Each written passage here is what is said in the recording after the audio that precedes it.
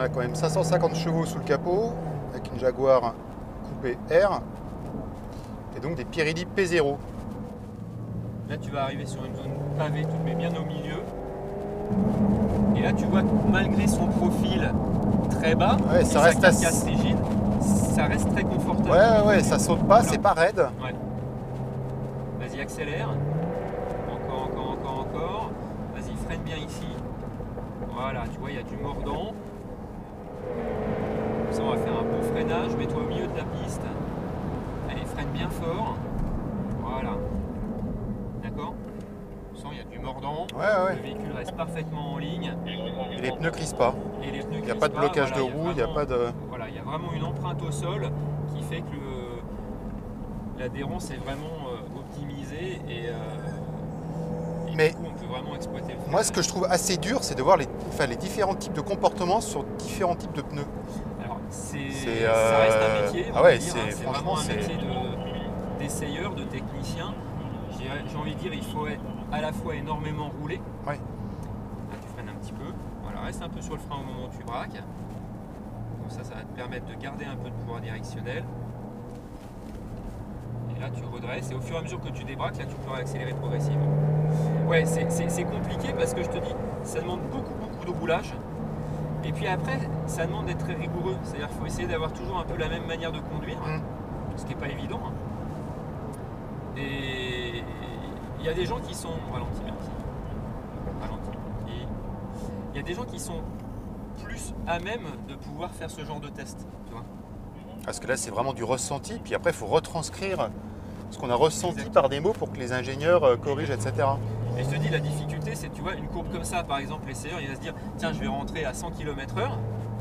Mais à chaque tour, il faut qu'il rentre à 100 km/h. Il faut qu'il soit très constant, quoi, en fait. Avec le même braquage, tu vois, d'où l'intérêt de ce que je vous expliquais tout à l'heure, l'intérêt de la trajectoire idéale. Parce que si à chaque fois il est positionné différemment sur la piste, son test n'a plus de valeur. Là, tu vois, pareil, quand tu as une compression comme ça et une détente, s'il veut justement avoir le même ressenti, enfin être objectif sur son analyse, il faut que sa vitesse d'entrée soit la même. Tu vois ?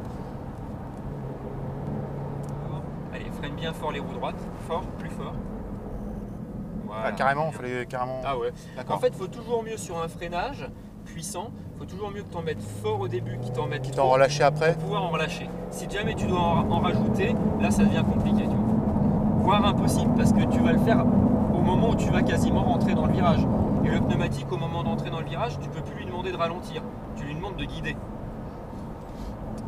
Mais après, lui, avec l'échauffement, etc., il garde les mêmes propriétés. Oui.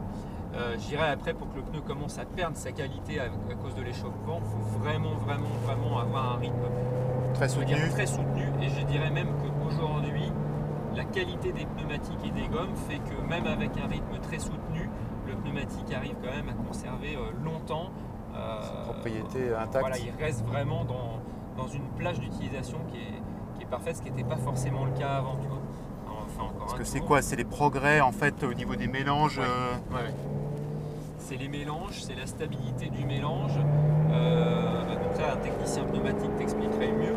Mais le problème du pneumatique pour une voiture de tous les jours, comme celle-ci, c'est qu'il faut que ce soit un compromis. C'est-à-dire que là, il fait beau, il fait chaud, il va faire même très chaud cet après-midi. Il faut que la voiture soit utilisable dans ces conditions, et en hiver, quand il va faire et avec la pluie aussi. degrés, voilà, ça va être humide, il faut que le pneu ait des qualités aussi, tu vois, et garde ses qualités. Et c'est ça tout le compromis du pneu de série. Donc en fait, c'est mettre le curseur. Mettre le curseur et élargir au maximum la plage d'utilisation, tu vois. D'accord. Si je prends l'opposé, tu prends un pneumatique compétition, il va être très performant dans un domaine précis. Par temps chaud, par temps froid, sur le sec, sur l'humide, sur le mouillé. Et c'est la complexité du coup du pilote ou de l'ingénieur de savoir quel pneu mettre. Mais pour monsieur tout le monde, avec une voiture qui plus une voiture comme celle-ci, qui a des performances importantes, tant à l'accélération, au freinage qu'au guidage, il faut essayer de donner à monsieur tout le monde un pneumatique qui soit le plus à l'aise possible dans le plus grand nombre de circonstances. Et ça, c'est l'évolution du pneumatique depuis quelques décennies, est énorme. parce que on obtient aujourd'hui des pneus haute performance comme le P0 pour des GT comme celle-ci, qui ont des qualités assez polyvalentes. Et ça, c'est vraiment la performance. Parce qu'en fait, ce type de véhicule, maintenant, avant, quand on achetait ce type de véhicule, c'était réservé à une clientèle qui aimait, on va dire, les voitures sportives. Ouais. Et là, maintenant, c'est quasiment utilisable par tout le monde. Exactement. Il faut que ce soit, voilà. Il y a 20-30 ans, quand tu avais une voiture Une Lamborghini, sportive, une Miura, c'était, fallait savoir la maîtriser. on n'osait pas la laisser entre les mains de n'importe qui, Oui. on n'osait pas la sortir quand il pleuvait, on n'osait plus la sortir quand il faisait froid. Tu vois, Oui, ça oui. devenait vachement contraignant parce que la voiture avait une puissance énorme qui n'était pas forcément facilement contrôlable du fait, en grande partie, du pneumatique qui n'avait pas forcément la polyvalence qu'il a aujourd'hui. Donc en fait, cette difficulté à la conduire, c'était surtout dû au pneumatique qui n'était pas... En partie. Ouais. Après, il y a eu l'évolution au niveau des châssis, des comportements, du Quand même, freinage. ouais. Tout a évolué, heureusement.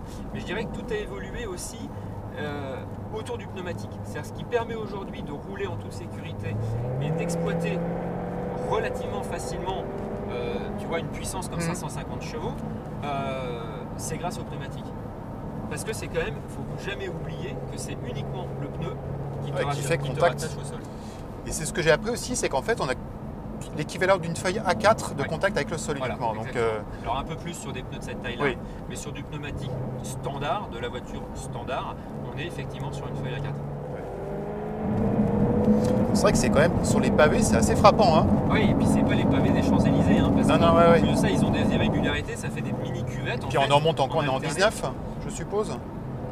19 ou 20 même. Freine bien, Ça reste bien à l'extérieur. Là, regarde. Reste à les l'extérieur trajectoires. au début, et après, regarde, tu touches plus au volant. Vas-y. Et là, tu réaccélères progressivement. Voilà. Et vas-y, accélère, continue. Allez, frein fort.